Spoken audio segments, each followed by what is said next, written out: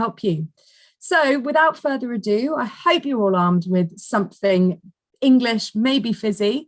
Matthew, I know that you are. You've got 3 delicious wines to share with our guests tonight. So Matthew Horsley, good evening. Good evening, Anna, and good evening, everybody watching in from home. Yeah, I've got all 3 bottles here, opened, tasted, and ready to rock. So I hope you've got something as well. For those who don't know me, I'm Matthew. I'm the buyer for England at the Wine Society, and this week is English Wine Week. It's something that's been going on for a number of years, and it's a brilliant way of celebrating British wine and specifically English wine, and it's just a wonderful way to build awareness of our wonderful producers and fantastic vineyards dotted around England. And yeah, we've brought out an English wine offer which went live today, part of which is a mixed sparkling wine case featuring 6 different wines from 6 different producers from 6 different counties along the south coast, 3 of which are fantastically joining us this evening. So I'm just going to introduce them, and then I will let them share their stories and let them tell us a little bit more about their wineries and their vineyards. So this year we actually celebrate 20 years of working alongside Ridgeview in Sussex, and we've got Simon here this evening who's going to be telling us about the history of Ridgeview. They are the producers of our exhibition English Sparkling Wine, which is absolutely fantastic. And so he'll be talking to us about Ridgeview a little bit later. But they are very much one of the absolute originals and stalwarts of English wine. And so if you've not had any Ridgeview before, then definitely grab yourself a bottle. It's just a wonderful, wonderful winery with a wonderful story and a lovely family enterprise. And then we then have 2 of, for me, the most talented, exciting, interesting, knowledgeable winemakers in the UK at the moment. So we've got Zoe Driver from Black Chalk in Hampshire and Tommy Grimshaw from Langham in Dorset. We've stocked Black Chalk once before, and they were my winery to watch in 2021 in our kind of vintage reports that we did as buyers at the start of the year. And I just think they're an unbelievably exciting producer, making really elegant, very structured, very fresh English sparkling wine from the chalky soils of Hampshire. So Zoe will be joining us a little bit later.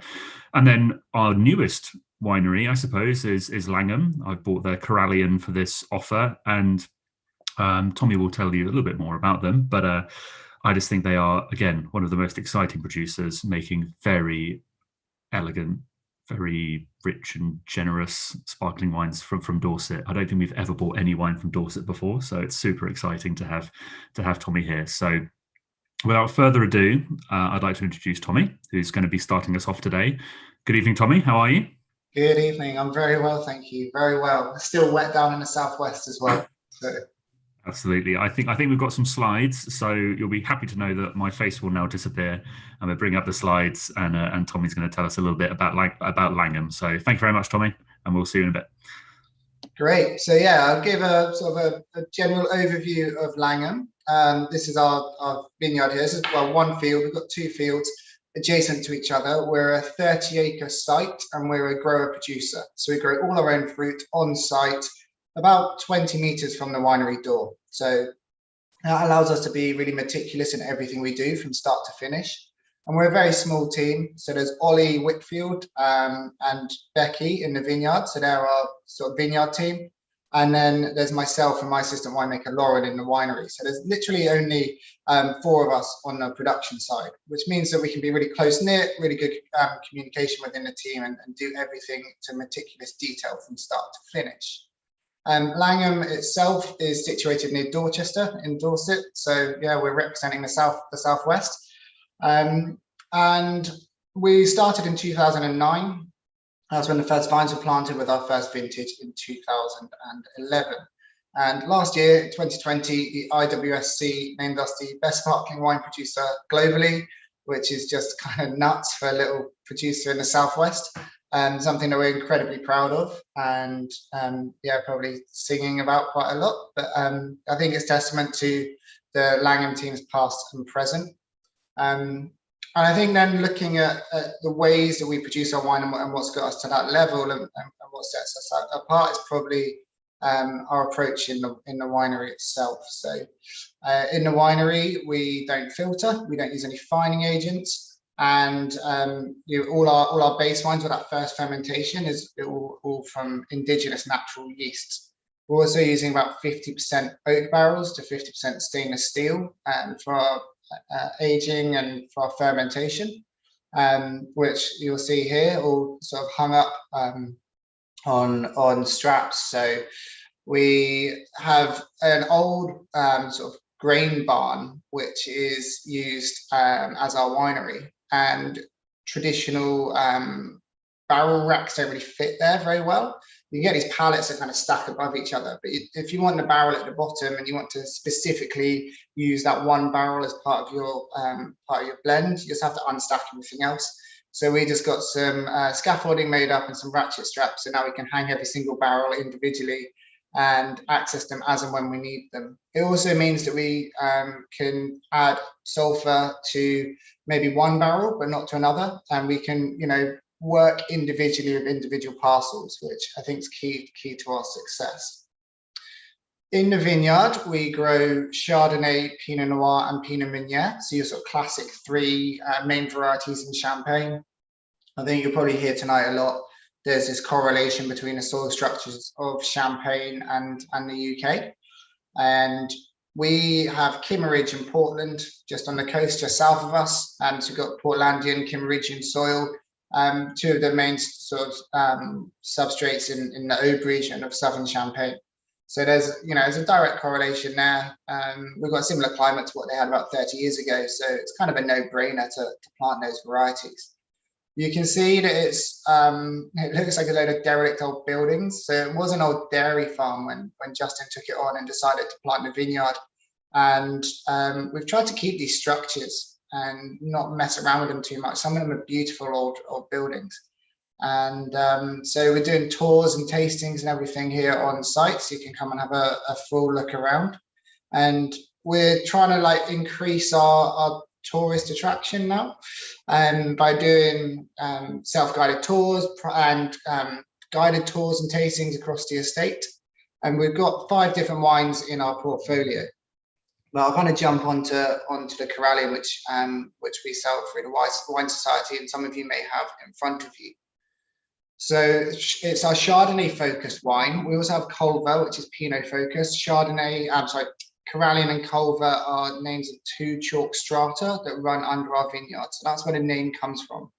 But Corallian is our Chardonnay focused wine. And what we're looking for is this sort of linear, sort of maybe more orchard fruit focused wine, some nice salinity in there, and a really good fresh acidity. So this is a wine that on a nice hot summer's day, as we would have hoped it would have been today, it would drink really nicely by itself or with some of your slightly lighter, more fresh summer foods. And it's slightly lower in pressure, so about 5 bar pressure as opposed to the more common 6 bar, which just means that the fizz is less aggressive. It's slightly softer, it's a more delicate mousse, and that means that you can hopefully appreciate the layers and all the complexity that's coming through in this wine. And it makes it a little bit easier to pair with food throughout an entire meal, rather than it being, you have it as an aperitif and then you move on to something else for your main course. So slightly low in pressure. There's a bit of reserve wine in there. If you look on the back label as well, it will tell you the exact reserve wine, the exact blend. We've tried to keep our back labels really simple and kind of technical. If you want to hear the story of Langham, then you can just check our website or do tastings like this. I have a fun idea of how we can bring the story to life on the back label a bit more, but that's going to come in the future, hopefully. But you'll also see that the dosage is super low, so it's 1.5 grams per litre dosage, and then the Culver is 2 grams per litre. So super low dosage. And what we found is by not filtering and not using any fining agents and being quite hands-off to start with and building really complex blends with the oak and the stainless steel and the concrete tank reserve wine, we've got these really textured, layered wines that we haven't stripped anything out of. So therefore, we don't really feel we have to add much back in. So it's really, really tiny dosage, which means our wines are extra brut, but really dry. but hopefully you'll find them they're really nice and rounded and complex.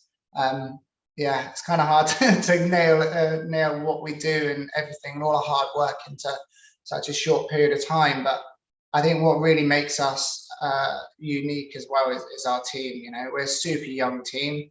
I'm the head winemaker and I'm the youngest at 25. And then, our oldest team member is like 35. So we're super young. And I think that allows us to be quite dynamic, and it forces us to sort of think outside the box a little bit and take experiences and inspiration from everything we do in a day-to-day life, and work together really well as a team. We go on really well outside of work, and we just try and have fun. Like, I try to install in the team that if you're having fun, you're going to make good wine. I think if it's a boring winery and a boring place to work, then the wine's probably going to be quite boring as well. So we always try and have fun, and being a young dynamic team definitely helps us.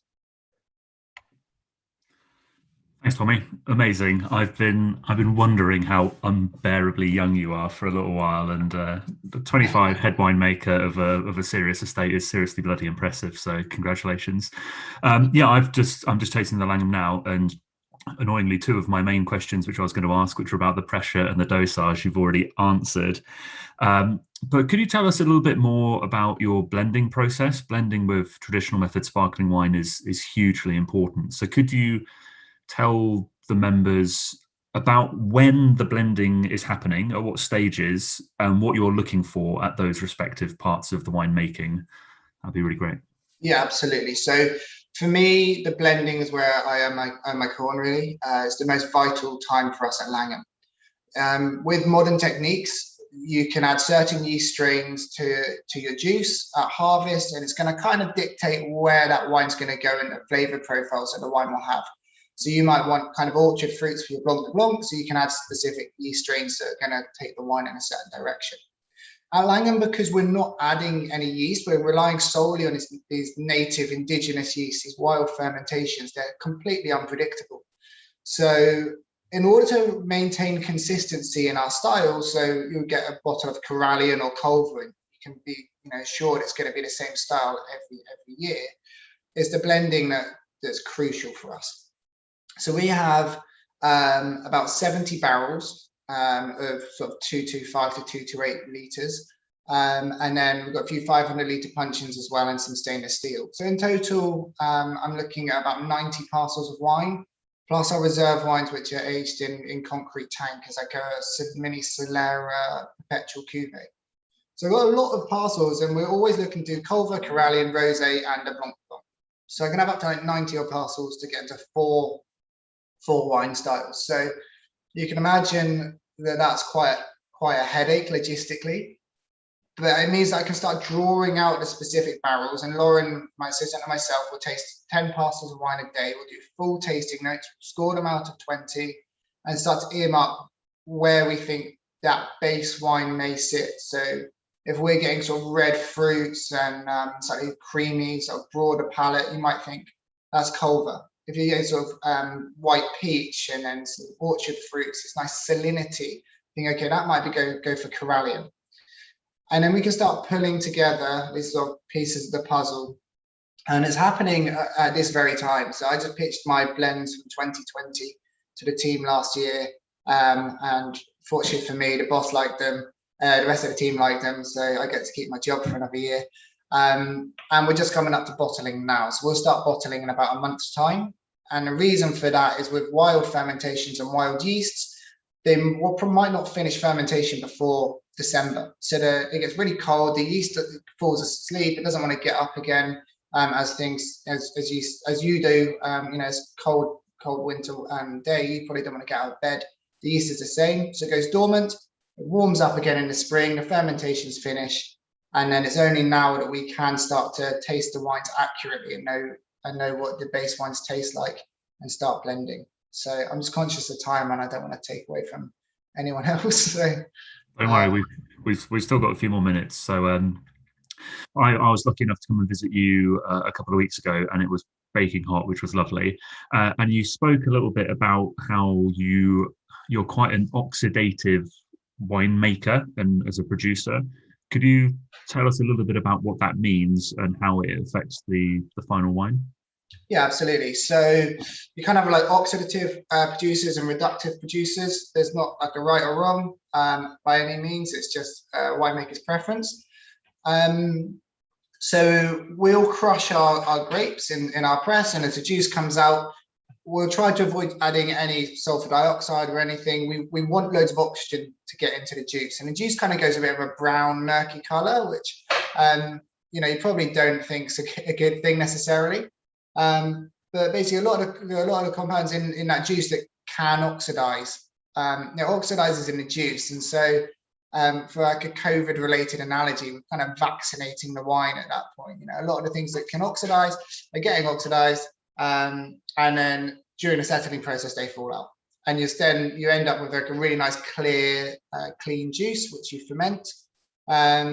But you've left a lot behind. Some of the phenolics will give you these sort of like maybe a really fresh fruit and floral aromas, and what you end up with is the base wines tend to be more like dried fruit, or maybe some more creamy and some savory notes coming through with the base wines at the end.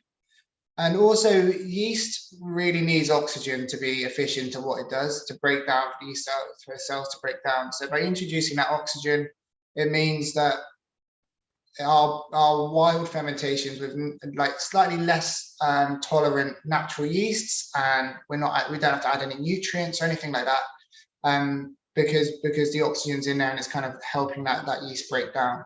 So that's why we're oxidative, and then we just add slightly less sulfur. And when you're making traditional method sparkling wine, you want your sulfur levels to be really low, because you don't want to inhibit a second fermentation. We want there to be a really healthy second fermentation. So I don't really do sulfur tests at Langham. I don't really need to test for the amount of SO2 that we have in our wines, because I know that we don't really add any, maybe a tiny little bit to individual parcels. It goes back to the barrel racking we had earlier. We're constantly tasting the barrels. If we think one fermentation is going a bit Pete Tom, going a bit left field, then we might do a small sulfur addition, or we can assess that barrel individually without having to unstack loads of other things above it. So we're kind of geared up really to our wine, to that winemaking style. There's no right or wrong. That's just our approach. Amazing, thank you. And I do think you get that in the bottle. Like I love when I tasted through your whole range the other week. I mean, I loved all your wines, but I loved the balance of that really orchardy fruit and that wonderful freshness and salinity that you suggested with the Corallians. So yeah, I think it's a wonderful wine. Thank you, Tommy. That's perfect. Right, now I'm going to introduce Zoe from Black Chalk. I first tried Black Chalk about 2 years ago. I think it was actually in about January, February last year, and it was their 2016 classic. So they make two wines. They make a white and a rosé. And I tried their 2016 classic at the Wines of Hampshire tasting before this whole COVID thing was even a thing. And I was absolutely blown away by it. I just thought it was the most wonderfully structured and impressive, elegant sparkling wine. And I think I say it a lot that traditional method sparkling wine, a lot of English traditional method sparkling wine, a lot of the time all you can taste is the yeast autolysis and this kind of biscuity, bready note, and you don't really get to see the fruit behind it. Whereas I felt with the Black Chalk wines, it was a celebration of the fruit, and then the autolytic character kind of backed it up pretty nicely and complemented it rather than overpowered it. And it went down incredibly well. I bought it and went well last year, and their 2017 we've literally just released today in line with our English Wine Week, and so hopefully you'd all like to grab a bottle and try it for yourselves. But without further ado, Zoe, one of the winemakers, it's her and Jacob Ledley, but I won't steal her thunder. So Zoe, please take it away. Thank you. Hi everyone. Hope you're having a lovely evening. So yes, Black Chalk. We are based in Hampshire. We're very close to Stockbridge. So we're set right on the River Test. It's a really beautiful part of the world. I'm from London, and I feel very lucky that I get to go and work there every day, because it feels like a million miles away from where I live. And yeah, so Black Chalk has been established since 2015. That was the first vintage that we made. Myself and Jacob used to make Black Chalk at another contract winery in Hampshire, where we both worked at the time. And it wasn't until 2019 we moved into our new home, which is where we are now. And so now we are a grower producer. We grow all our own fruit and we produce it all in our own winery. The winery it started being built at the start of last year. And it was actually finished 2 days before harvest started. So it was quite a touch and go if it was going to be ready in time for harvest, especially because last year harvest was so early. But yes, it was finished just about in time, which was brilliant. And we had our first ever harvest, the 2020 vintage, in our own home, which was brilliant. It was absolutely fantastic. So yeah, we're really looking forward to when the 2020 wines are ready for release, because it will be, you know, a bit special. So Black Chalk, yes, we have 30 acres of vineyards over 4 different sites, and they are all within a mile of our winery. So similar to Tommy, it's great, you know, we can be really picky about our picking. You know, we don't like to just kind of blanket pick all the fruit. So we don't just pick all the Chardonnay at once or all the Pinot Noir at once. We're quite we like to pick things in batches and in blocks and bring it in. We like to keep clones and rootstocks separate when we're pressing. So throughout our vineyards, we have about 30 or so different rootstock clone combinations of Chardonnay, Pinot Noir and Pinot Meunier planted. So what we're really enjoying doing is bringing those different parcels in separately and processing them separately, and just seeing, you know, what we can really do with these kind of individual batches. So our winery is very much set up for kind of small batch. Lots of the tanks are very small in size, so that we can afford to keep all of these really cool different clone rootstock combos separate. So that's been really interesting. It's been a real learning curve for us this year. We currently only make 2 wines, a classic and a sparkling rosé. And we are actually very small. The most wine that we've ever made previously has only been a maximum of 10,000 bottles. So, you know, we class as quite boutique. Since we've built our own winery, we're increasing that production to around 30,000 bottles, but still pretty small, you know, not huge. Both Jacob and I have both worked for big wineries in the past. I used to live and work in Australia, and I also worked in Champagne, both for very big wineries. And where we used to work in the UK was a fairly big contract winery. So yeah, we're really just enjoying the small kind of boutique element of Black Chalk. We're a very small team. There's only Jacob and I in the winery. We have one vineyard manager, James, who's brilliant. He does absolutely everything in the vineyard. And then we have 2 brilliant guys, Andrew and Nick, who do all our sales and tours. So yeah, very tiny team. But again, similar to Tommy, it's great because it means we can all get involved in all aspects of the business. You know, we're all out doing frost watch, for example, in the vineyard. You know, we all do some pruning. They come in and help at harvest. Yeah, it's a really nice kind of team atmosphere, which yeah, is just so important. Exactly the same as what Tommy says. You know, if you've got a strong team that really get on and are all really passionate about what you're doing, then hopefully that comes through in the product as well. So yeah, another thing about our vineyards all of the vines are planted on chalk, which is about 30 centimeters under the soil. And the chalk is really important to the wines that we produce at Black Chalk. As Matthew was saying earlier, our wines are very kind of led by that sort of really pure fruit, that purity of fruit. They're very kind of precise wines. They don't see much oak at all, you know, less than sort of 4 or 5%, very minimal oak. We do partial mallow, although in 2020 we actually did no mallow at all.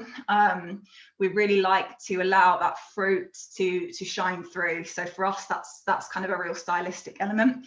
And we're also very, very keen on Pinot Meunier. We use quite high proportions of that grape variety in our wines. We've always found, even, you know, from our contract winemaking days, that it shows so well in Hampshire, particularly when grown on the chalk. And yeah, it's something that I think Black Chalk's probably quite known for, is that big proportion of Meunier in our wines. What else can I tell you? That's a good question, maybe. Yeah. What I was going to ask is, unlike Tommy at Langham, where it's a multi-vintage blend, so to say, you focus on vintage wine. We do. Could you tell us a bit about why, and what difficulties and or positives you feel that you get with vintage wine production in sparkling? So, I mean, we're obviously very young. So 2015 being our first vintage, we don't have we haven't had the luxury yet of being able to build up reserve wines. So that's not something that we've kind of had the opportunity to play with. Having said that, I'm not sure it is something that we will look to do anyway.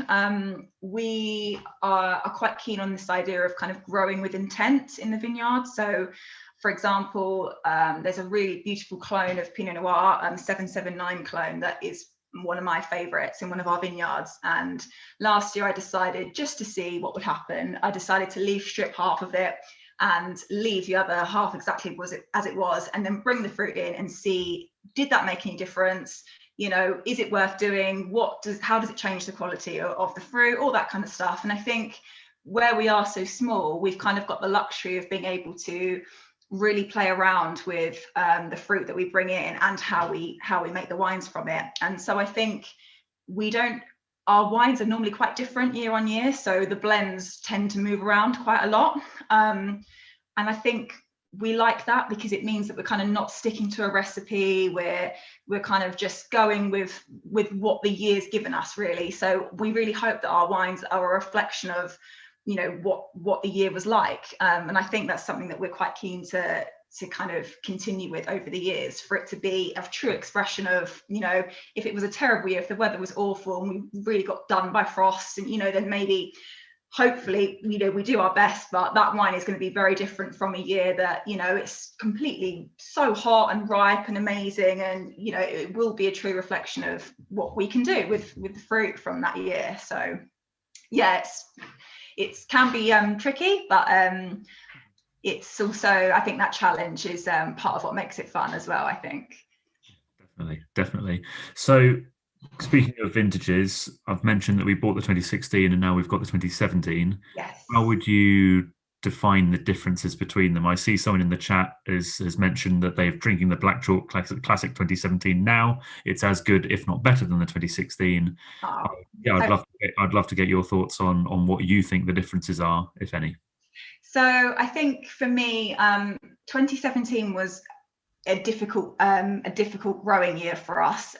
We got hit by frost and there was a lot of bad weather in the summer, and this meant that our yields were down for 17. Having said that, because the yields were so low, the fruit we did have was this really beautiful, very kind of linear, pure fruit that we got. And actually, I think our 17 Classic is more similar to the 15. If anybody ever tasted that, I think they're actually a lot more similar. I think with the 16, where the vintage was riper for us, I think it was a lot more open and a lot more generous. Whereas I think the 17 is a bit more kind of serious. However, having said that, I think with some time it will open up and it will become, you know, hopefully as giving as the 16 was. And the blends are also quite different as well. So the 17 is actually 40% Chardonnay and then 30 each of Pinot Noir and Pinot Meunier. So it's a bit more kind of balanced across all three of the varieties, whereas the 16 was quite different from that. So yeah, I think they are quite different, but hopefully recognizable as Black Chalk, with that kind of really pure fruit driving through it. Absolutely. And so I would say that when I first tasted the 2017, it was, as you guys admitted, probably too early, because I needed to try it just to get it into stock. And the amount it's changed from Yes. March to now is unbelievable. Yeah. It's a different wine. How do you think, well, firstly, what do you think about the importance of time after disgorgement to drinking?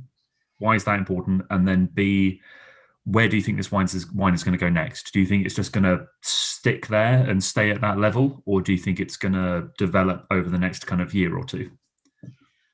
So I am a huge believer in time on cork after disgorging. I find it amazing still, the difference between a wine that's recently disgorged to a month on cork, 3 months on cork, 6 months on cork. It absolutely blows my mind how much the wines change. And with Black Chalk, our ethos is to try to leave the wines on cork for 6 months before we release them, because that's when we feel that they're, really showing as they should be, and then we'll only continue to improve. However, as we are a very small producer, as I've mentioned, and we don't have huge volumes of wine, we find that the demand for wine comes in and we have to release our wines earlier than perhaps we would like to. It's a bit of a struggle between sales and the winery team. Completely understandable. So yeah, sometimes the wines go out and for us, we would like to hold them back a bit longer, but sales have to be made. So yes, I'm a huge advocate for keeping wines on cork for at least 6 months after disgorging. That's when I think they really start to shine and show how good they can be. And I think with the 17, we disgorged the first batch in December, just after Christmas, but we're still disgorging now, April, May. So they really could do with some more time. And I think towards the end of the year, we'll really start to see this wine shine. It should really come into its own at that point, if there's any left. So yeah, we'll see. Hopefully with the 2020 vintages where we've increased the volume, we'll be able to keep back the wines until they're completely ready, which will be great. Yeah, couldn't agree more. I think we hopefully got some of the earlier batch disgorged wine, I think, and it is absolutely singing now. And so, I wanted to hold it back a bit and make sure it was released when I agree. And I know that Tommy feels exactly the same way in terms of time on cork, to get that Maillard reaction going and get those kind of more richer, kind of caramelly flavors as well. So yeah, brilliant. Thank you so much. Right, I think it's time that we need to head over to Simon at Ridgeview. So thank you, Zoe. We'll come back to you in a minute where we're going to do like a big Q&A where it's just going to be a total free-for-all. It's going to be brilliant. But Simon, hello. How are you? Good, thank you. How are you? Hello, everybody. Very well, thank you. Hopefully, people may have seen, if you follow us on the social medias. If not, then pop onto our website or go onto YouTube, and we released our English Wine Week video with yours truly doing a few interviews at Ridgeview a couple of weeks ago, back when we had the most weird weather ever. It was absolute carnage. We had pretty much 25-degree heat all morning, and then this absolute thunderstorm where it hammered it down for about 2 hours. We had hail, then we had more sun, then we had rain, and so it was crazy. So if you haven't watched that yet, do go onto YouTube or go onto our website, and there'll be a link to the video because I think it's turned out really well. We were at Ridgeview, had a chat with Simon and Tamara, who's the CEO, both Robert's family members, and as I said, it's 20 years that since we started working with Ridgeview, and they are one of our most important producers, and Simon's just an absolute legend. It's always a pleasure to meet him and chat with him, so delighted to have him here tonight. Simon, take it away. Thank you, Matthew. Thank you for the very kind words. The Wine Society were one of our very first supporters, so it's been a really treasured relationship. So I've been with Ridgeview since we planted 25 years ago, 26 years ago now. Similar to Tommy and Zoe, when we started, or when my parents started, we have 17 acres of Chardonnay, Pinot Noir, Pinot Meunier, and we were producing about 20,000 bottles. So my sister and I are second generation. Tam joined about 15 years ago, and she is now our CEO. When I moved from the vineyard into the winery, I got some experience in other vineyards and wineries, and then I went out to Australia. I worked for Brown Brothers in Victoria, and that's where I met Marty, who's now my wife, and she's now our director of communications. And my brother-in-law joined us, and he runs our facilities in the States. So it's very much a family business. We've grown slightly bigger than that 20,000 bottles 25 years ago. We've expanded year on year, so we're now just under a 500,000 bottle winery. The expansion plans that we're going through at the moment should take us up to about 600,000 or 700,000 bottles. So it's a little bit bigger than the other two producers. And hopefully that will stop. But we did say we'll stop at 50,000 and 100,000 bottles. So never say never. So originally where we had our own vineyards, and as we expanded, rather than plant our own vineyards, we thought we would spread the risk, because growing grapes in England is quite inclement weather sometimes. So we now have vineyards or partners all over southern England, so everywhere from Herefordshire, across Hampshire, Sussex, Kent, Essex, and Suffolk.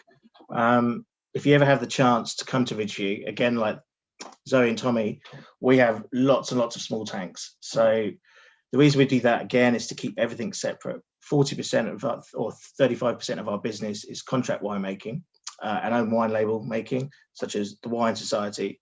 So having those small tanks means that when our clients bring their fruit to us, they know that is exactly what they're going to get back. There's no dilution or cross blending. But it also means for our own wines. So we have 6 wines under our own label, or 7 wines now, 3 non-vintage wines and 3 vintage wines. And it's really important to us that every vineyard, actually some growers might have 3 or 4 vineyards. So we keep every variety from every grower from separate up until blending. So for example, our Bloomsbury, which is our biggest blend, that will have up to 60 components. And it's really important for us to keep everything separate. So for example, Tinwood is our biggest grower. They're just outside Chichester, near Goodwood. So there's 2 blocks of that consistently seem to go into the exhibition blend. So he has 4 vineyards, which are less than 500 meters apart, but the Chardonnay from one vineyard will be so different to the Chardonnay in another block. And they have vineyards ranging from 18 years old to 5 years old, which we first started producing last year. So they all bring something very different to the table. So again, when we come to blending the wines, it's all about layering. So we'll take something from one block, which will be quite linear. We'll have another block that will be a much richer, much fuller. So it's important to us to just make those layers. So again, in the exhibition blend, there's 6 or 7 components. We do have a little bit of oak, but most of our blends will always have oak in them, but it's never for an oak flavoring, it's for complexity. So for example, in the Wine Society blend, we have there's 10,000 bottles, but in it there's only 200 litres of oak wine. So we're very selective about the oak that we work with. When Matthew came, if you see the video that we filmed, we're in front of the barrels. So we have a mixture. We have a very small volume of new oak, which obviously brings a lot of richness and vanilla. And then we buy used barrels. So we have 3-year-old white Burgundy barrels. Then we have 10-year-old Loire barrels. So each of those, as they get older, there's less oak influence, but there is more complexity, and it's just layering and layering and layering. So it's really important for us. But you can imagine, with all the tanks we have and all the barrels, blending day is one of the best days. It was a bit weird blending with Matthew for the 2020 because we had to do it virtually, but normally it's a great day. We come down, we have a table full of different samples, and we'll look at this blend, we'll add some of that, and we'll add some of this. Sometimes it works, or we'll take something out because it didn't quite affect it as we thought. But it's a great day. Even though we're not actually drinking, we don't drive home that day. We get a lift. But it's really interesting. So 2 of the blocks that we use for the Wine Society, including ourselves. So we're only 8 miles north of Brighton, so we're only 8 miles from the sea. And 2 of the blocks, one's a new grower, which is down near Rye, and then Tinwood. We're all very close to the sea, so there's that, as Tommy was saying, there's a salinity to some of those blends, and I really think that's down to the terroir of being so close to the sea. And we have another block that we use which is slightly higher, so it ripens slightly later. That brings that linearity to it. So it's really interesting. It's as I was saying, every year is slightly different. So with our non-vintage, we can add the reserve to bring that consistency, but it's the limited releases which very much reflects the year that we've had that's really interesting. So we tend to put the best blocks into those wines, and no, it's really interesting. So if you ever get a chance to come down to Ridgeview, you can see all those tanks, all those barrels. It looks quite impressive, doesn't it, Matthew? But it is quite the place, and I swear every time I go, I probably try and go every 6 months or so. Every time I go, there's something else being built, or another plan for something to be put up. It is an incredible place. I think I first went probably 5 years ago, and it is just amazing to see the growth. Just as a very broad question, because I'm fascinated to know this, and hopefully members will be as well. You obviously make wine for quite a few different people. How do you, how do you listen to what they want and change your winemaking philosophy as a result of it, or do you have a serious input into how their final wine comes out, or do you listen to their thoughts?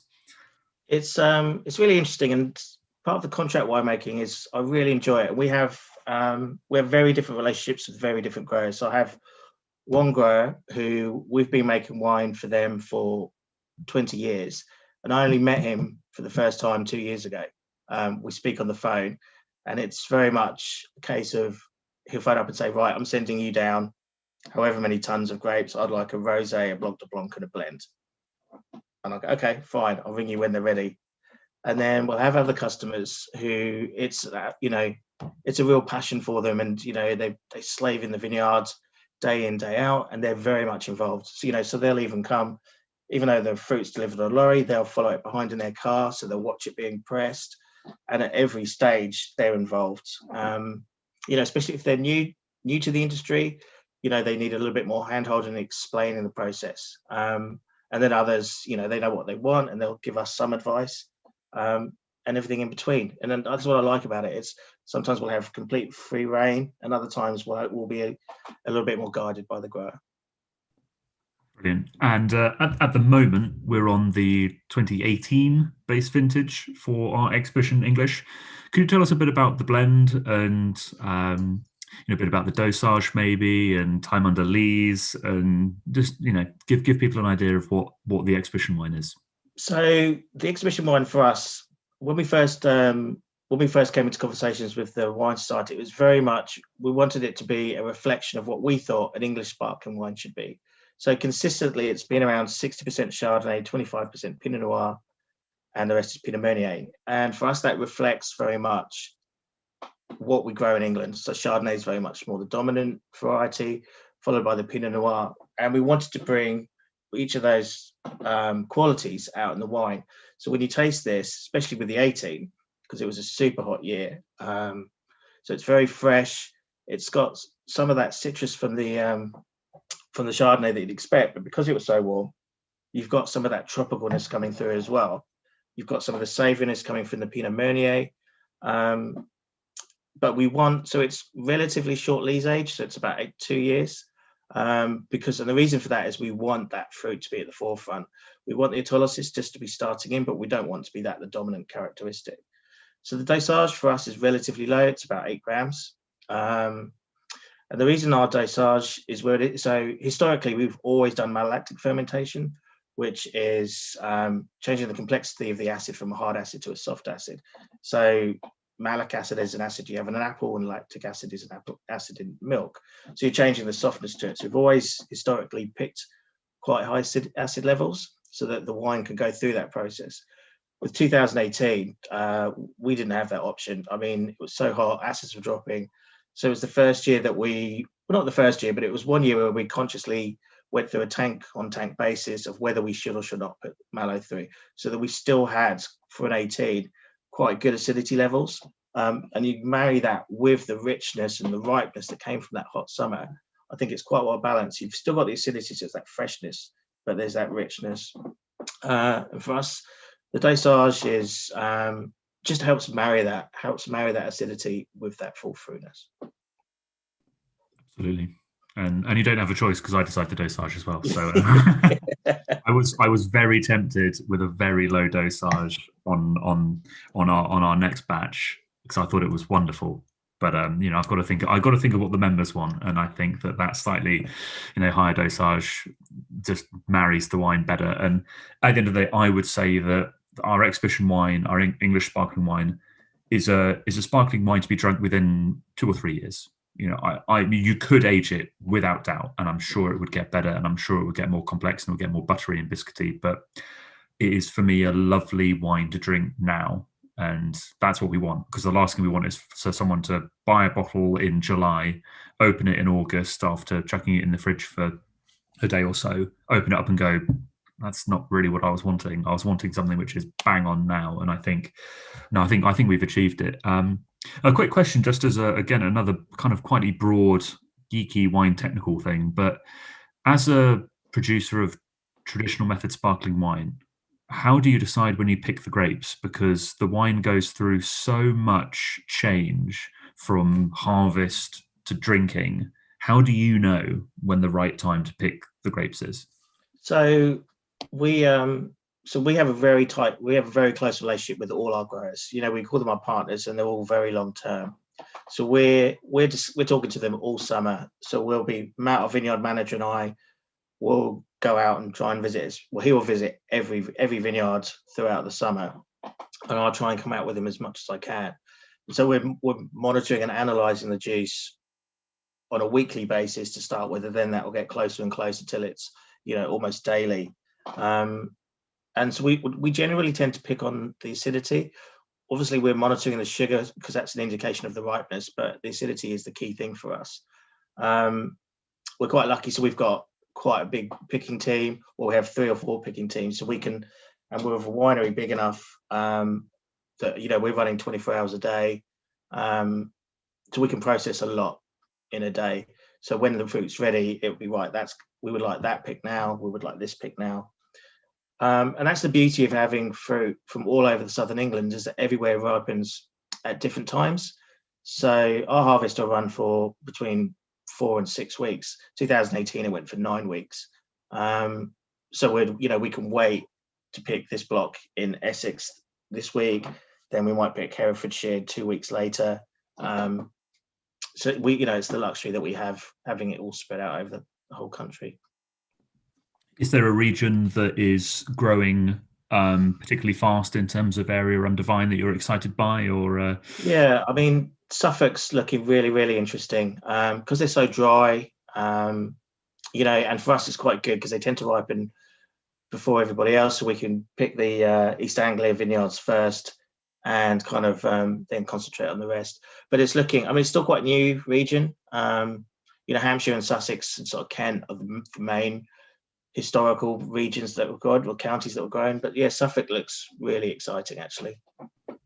And I mean, you've been doing this for a long time. What is the most important thing that you've learned over the last 26 years of producing sparkling wine in England? Expect surprises, and no year is the same. You can't make wine with a recipe because you can't guarantee the weather. You can't guarantee the people. There's so many elements to consider. Mm-hmm. I think when you realise that, and realise that you can't control that, life gets a lot less stressful. Absolutely. Everyone always asks me about vintage variation in various regions, and people that say there's no vintage variation is just a lie. Every year is different. Every year has its own challenges. Every wine is different, but for all interesting and exciting for reasons. Right, I'm going to invite everyone back in. If you would all like to unmute yourself and put your videos back on, that would be very great. I think we've got a few questions from members, but I'm going to ask a couple of questions first, if that's all right. I've not actually looked at the questions. I'm sorry, members. If you have asked something similar to what I'm going to ask, then please. But I would like a very quick 1-sentence, 2-sentence answer on, starting with Tommy. We'll go Tommy, Zoe, then Simon. Challenges over the last 18 months obviously what's been the most important for you, and feel free to be interesting and find something that's a little bit quirky, but it's been a difficult year and year and a half. So Tommy, what's been the biggest challenge? We've been super lucky at Langham, and it's probably just like trying to work out how to allocate wine to certain people and sales on that. We were super lucky with the IWSC win, but then and then more recently, like we've had a bit of frost damage, so trying to like navigate that, and then getting the blends together has always been quite tough. So you can win one day, and then next day you got the big struggles and the issues, and it's part of English wine, isn't it? So recently is navigating the frost issues. Amazing. I think that's the first conversation I've had in the last 18 months that didn't bring up Brexit or COVID. So thank you. Zoe, crack on. I think for us, it was obviously, we knew we were going to have 90 odd tons of fruit to bring in, and we had no winery. So getting the winery built in time for harvest was, it was a challenge. We wanted to put a roof on the winery, but we knew we had to get this massive 4-ton cocker press in, and getting it over from France, getting the tanks over from Croatia. It's been it was touch and go. And then we've not had an office for the last 18 months. So me and Jacob have just been locked in the little bottling room in a corner. We made a little office out of some cages. So not very glam, but at least we had a working winery for harvest. So shouldn't moan, really. Got there in the end. And it looks incredible. Again, I encourage everybody to go and visit Langham, Black Chalk and Ridgeview. They're just wonderful, wonderful places. Simon? Well, I'm going to be really boring and say COVID was the biggest challenge for us, but not for the reasons you think. But so harvest for us is always a really exciting time. We normally get lots of interns from all over the world in. But what we were really excited about was someone that was here with us in 18 and 19. She was coming back, and she's the most amazing baker. She makes amazing cakes. Obviously, so everyone was super excited she was coming back. And then obviously the biggest challenge was that she wasn't allowed to make cakes for us because we couldn't share them. So that was quite upsetting. Oh no. What a shame. Yeah. What a shame. I'm sorry to hear that. I was going to ask something else, but actually a very good question's just popped up in the chat from Eleanor, who I think might be Eleanor Decanter, who is on the committee. What, in the panelists' view, makes an English wine an English wine? Tommy? Well, I mean, the fact that it's fruit's grown in England. I think this is amazing, right? So, like, what the wines that Simon and the team at Ridgeview are making, and what Zoe and Jake are doing at Black Chalk, they're all amazing wines, but they're completely different to what we're doing. And I think that's the beauty of English wine. You can sit with 3 amazing wines in front of you, and they're all completely different. Yes, you've got this acidity that's running through, this really nice complexity, but we're all taking inspiration from different places, and we're all making completely different, well, not completely different styles of wine. It was about traditional method fizz, but with these 3, but they are very different to one another. And I actually think this sort of creativity would probably be my one-word go-to for English wine. Amazing, thank you. Zoe?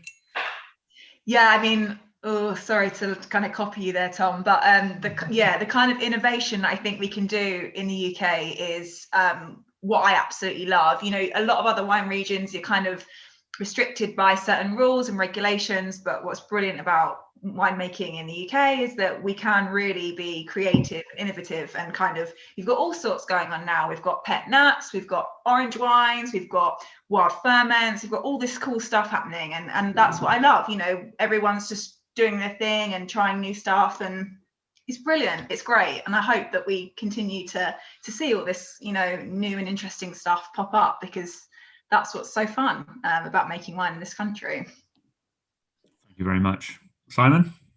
I think I agree with both Zoe and Tommy, really. We're really lucky that we have all the knowledge from all the wine regions around the world, and we're such a young industry now that we're almost writing our own guidelines on our own history. So we can see what's working. We're not restrained by those historical legislations and things like that. We are literally writing our own history, and I think that's what's really exciting about our wines.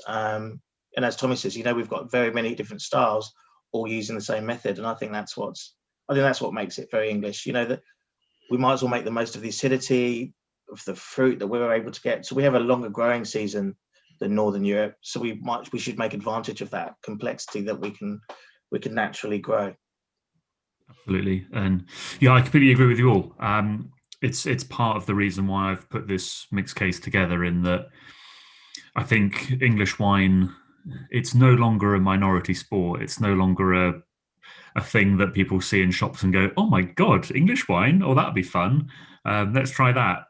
But it's now a genuine consideration for an enjoyable bottle of wine, and especially sparkling wine. I mean, still wines have come on leaps and bounds over the last couple of years, but sparkling wine's been, smashing it for the last few years. And I wanted to put this case together just to show people that there is a significant difference. And I think it's stuff that, whether you're a newbie to wine or you're a master of wine, I think you can taste these wines and get an idea of why they're different. And it's not just the blends, but it's the fruit and the wine style from the winemaker.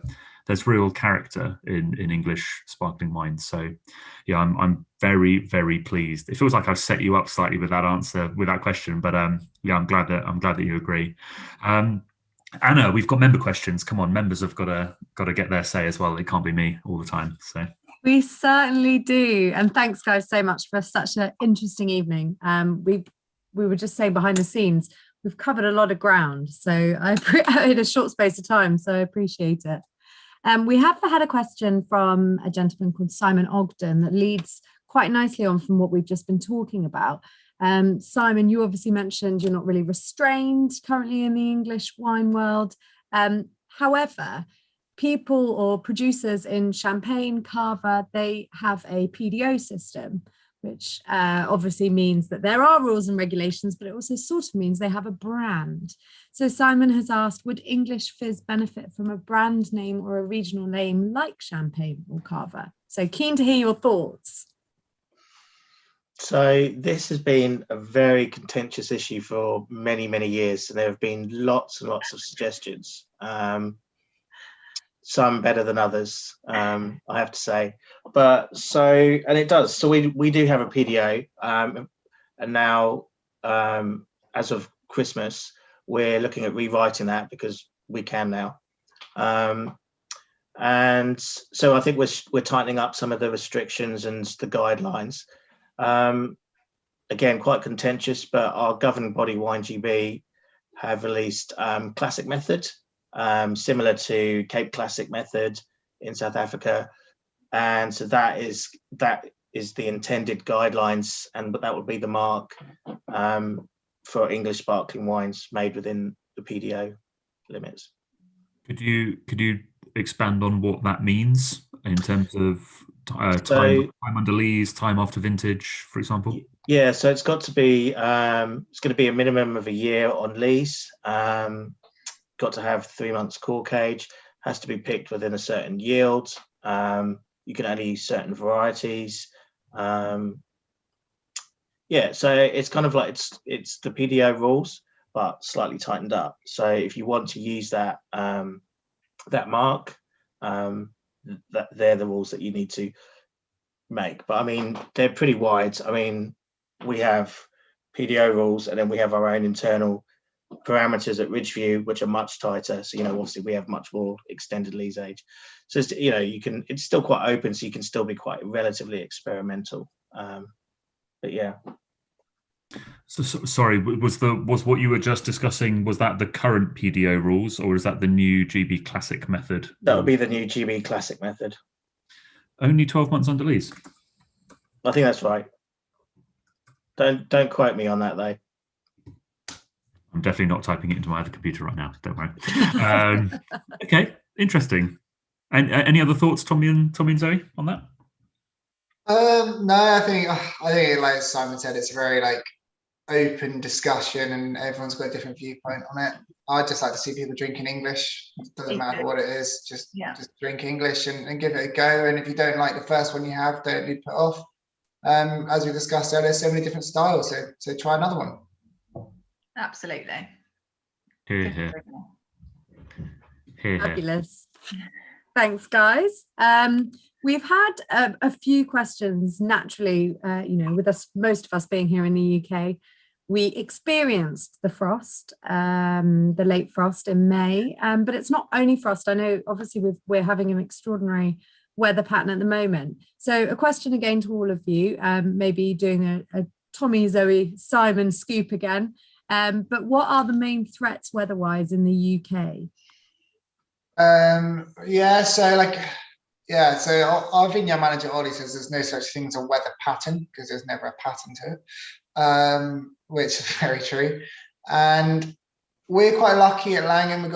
We very rarely get affected by frost. And we did get hit this year, as I said. We've probably lost about 15%, but otherwise it's the second time in 12 years. Our main concern is powdery downy mildew, botrytis, these sort of diseases that come from humid and damp environments. I mean, that's just the UK in a nutshell, isn't it? So, I mean, that's our big concern. So we've taken a gentle pruning technique, similar to search, and we're trying to keep the growth away from the head of the vines. And we'll shoot thin and keep the head of the vines fairly clear of growth. And we'll go through and leaf strip, as Zoe was saying, she did some trials last year. And so we're like leaf stripping to try and get good airflow through the canopy. And that's basically our approach. So good airflow means we don't have to spray so much. And, we do spray a little bit, and we're not organic, but we try and keep it as low as we possibly can. But yeah, our biggest disease pressure is downy, powdery mildew, and botrytis. I think for us, we don't really get a lot of disease where we are, but what we do get is frost. And we spend days and weeks out lighting the frostbusters, and it's exhausting, especially when there's only 5 of us. So we try to alternate nights, but then of course we also need to be there in the day to do the winemaking and the tours and all that kind of stuff. So it is quite, April, May are difficult months in terms of frost. But other than that, I'd say we don't see a lot of disease pressure. We get a lot of deer and a lot of badgers, a lot of rabbits. So animals are a bit of an issue for us, as are insects. And I'm actually trying to convince our vineyard manager to get some runner ducks to do pest control for us. I think that would just be brilliant. So I think, a bit more convincing. I think he'll come around to my thinking, and that'll be nice to have some runner ducks in one of the vineyards. That'd be great. It's a very, very interesting point there, actually. I know that frost isn't necessarily that big a threat for you, but when I came to visit the other week and you had your frost busters, which are these huge kind of heat blasting machines, and, it works, but it perhaps isn't quite as pretty as these bougies that people like. But do you want to? Because how many hectares of vines do you have at Black Chalk? So we have 12 hectares. 12 hectares, which is about what, 20 acres? Yeah, 25 acres, something like that. And we have, I think, 15 frostbusters, and they all use 4 big propane gas tanks, and so we go through a lot of gas, and they're very heavy and very difficult to change, and they need to be changed after every frost event, which, once you've been up for 14 hours, changing those over and then trying to work out who's going to do a full day of work and who's going to be back on the night shift, it can be a challenge. And I think that's one of the things about having a small team that is quite difficult, but it's so important that we do that frost protection, because otherwise we would just lose everything. It's absolutely vital for us that we're out there fighting that frost. And it was part of my question was that with the bougies, I mean, I think you said, correct me if I'm wrong, that they would cost £25,000 a night. Yes, correct. To light the candles in your 25-acre vineyard, which it looks gorgeous and it's very pretty, and it can work depending on where you are. But it is immensely expensive. It is. Yeah. I mean, 25 grand a night. If you get 3 nights of frost, it's terrifying. Yeah, and we're looking at a lot more nights than that as well. So yeah, not great. Not ideal. Simon, crack on. So yeah, frost is an issue. We don't get frosts every year, but rain at flowering is another issue. But I think the beauty of having vineyards all across the country is that you do hedge your bets, as I said earlier. So, we've got, sometimes you might get more of a wetter summer in the west, so you still got all the fruit in the east. The vineyards in the east might not get the frosts that the rest of the area had. So that's really how we mitigate those risks, really. Every region has issues at some point during the growing season. Even in 18, it was quite a late starting year, so we're a little bit worried. But then obviously it was really hot, so it caught up. This year, the cool spring slowed everything down. You just have to work with what you've got and try and work around it, really. Thank you all very much.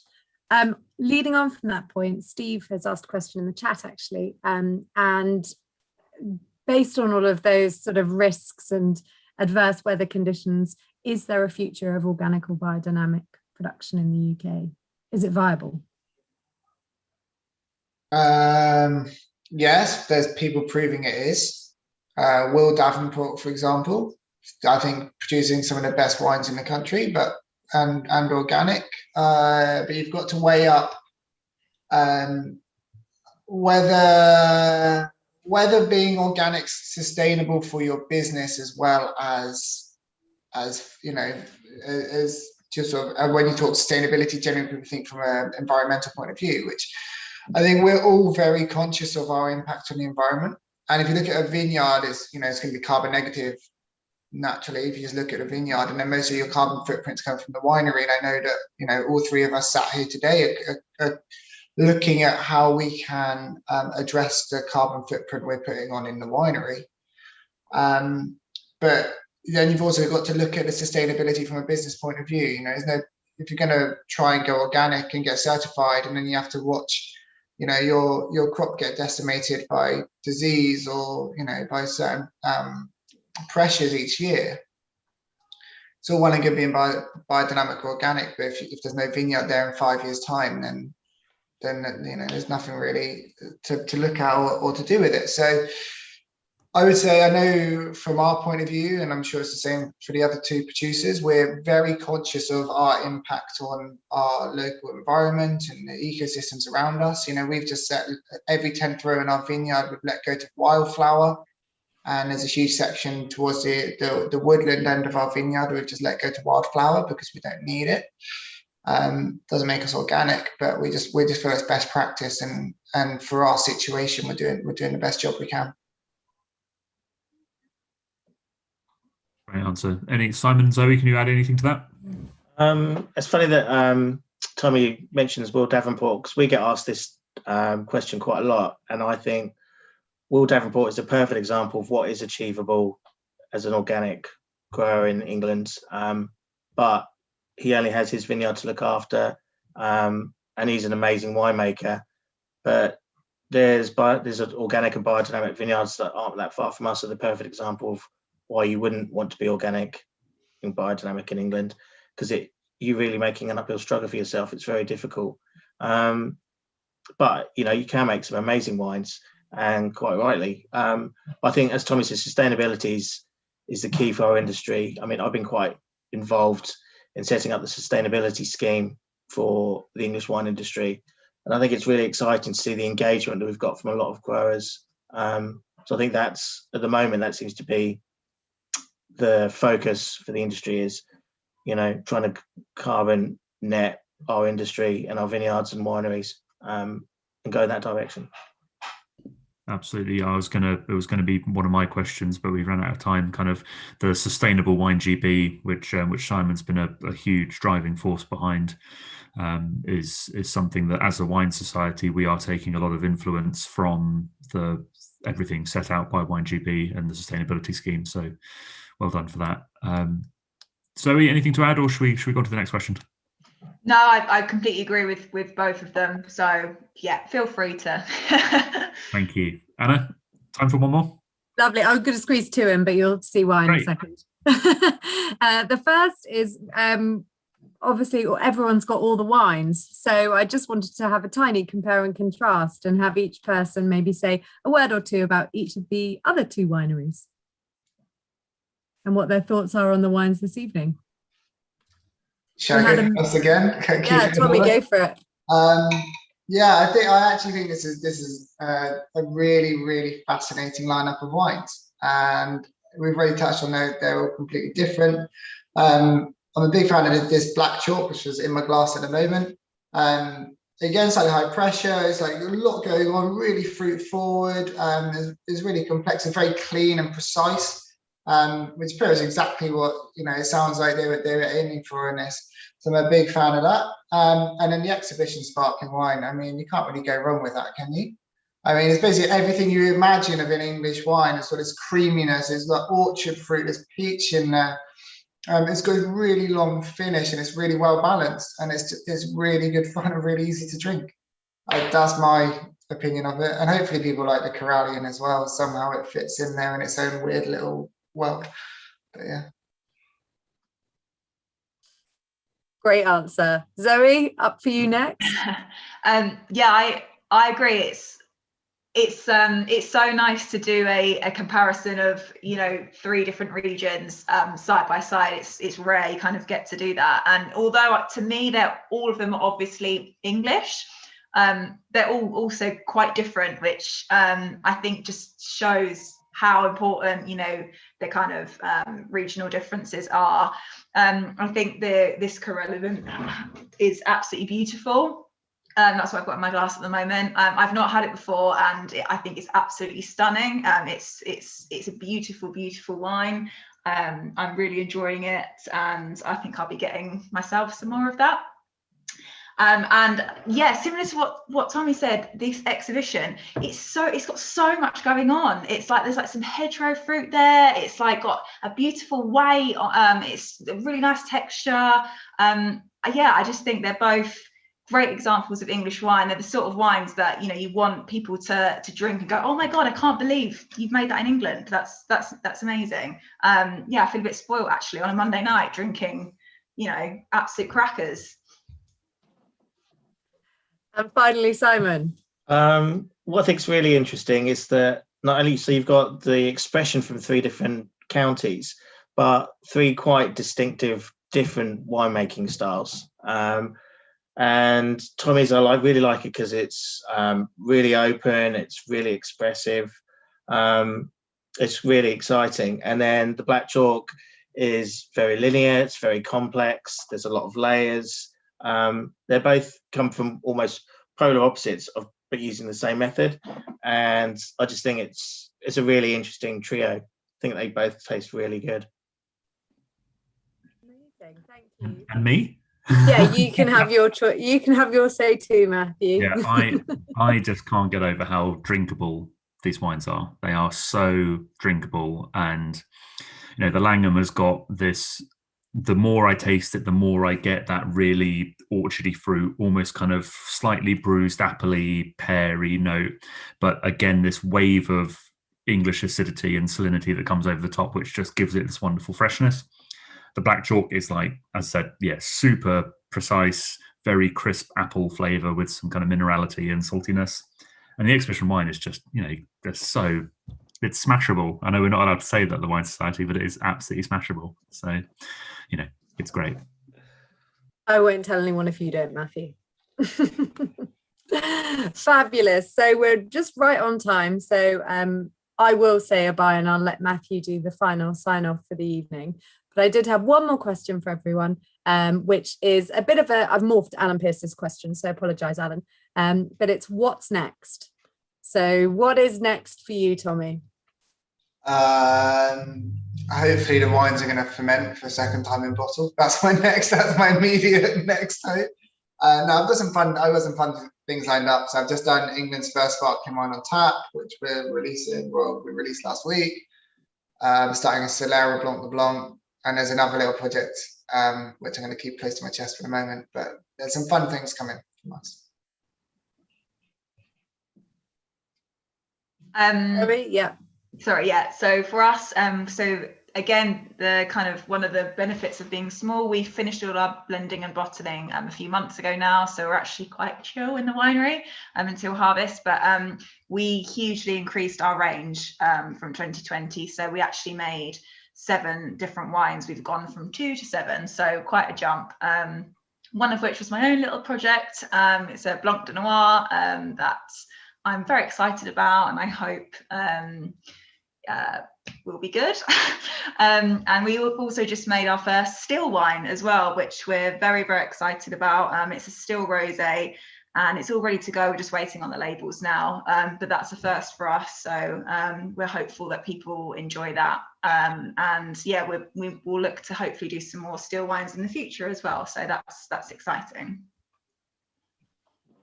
So we're very excited. So when Tommy was down at Ridgeview last week, we literally that day got planning permission for our new winery extension and our new, we're really super excited about that. So we had hoped to start work on that in March so we could have it ready for this harvest, but that wasn't quite to be, but it'll be definitely ready for next harvest because we've just ordered another new press and some new tanks, so they've got nowhere to go at the moment. So that's what's next for us. So thanks. I told you you're always building something new. Amazing. Thank you so much. Guys, that was awesome. It's great just to share a few bottles with you guys, albeit virtually, and just have a chat, because I do truly believe that England is one of, if not the most exciting wine regions on the planet at the moment, and hopefully people can get behind English Wine Week this week. And my hope is that every member of the Wine Society will open up a bottle of English wine at some point this year, because or British wine, English, Welsh, wherever. And I think it's just important to get behind our local producers. You guys are unbelievably brilliant. Ridgeview, as I said, are just one of the absolute stalwarts of English wine, and Tommy and Zoe and Jacob at Black Chalk are just incredibly exciting. I can't wait to do more with them over the next few years, and so long as they give me first dibs on their new projects, that's the most important thing. But I know that they're both small wineries and they don't produce much, so I'm clambering constantly to get more of their wines. And so thank you so much, guys. I wish you best of luck. I wish you a good summer, and pray the sun comes back for a bountiful harvest, because it's still a very difficult climate to grow grapes in, and members just back them up and enjoy it. It'd be great. Thank you. Thank you all. Thank you. Bye-bye. Bye everyone. Bye.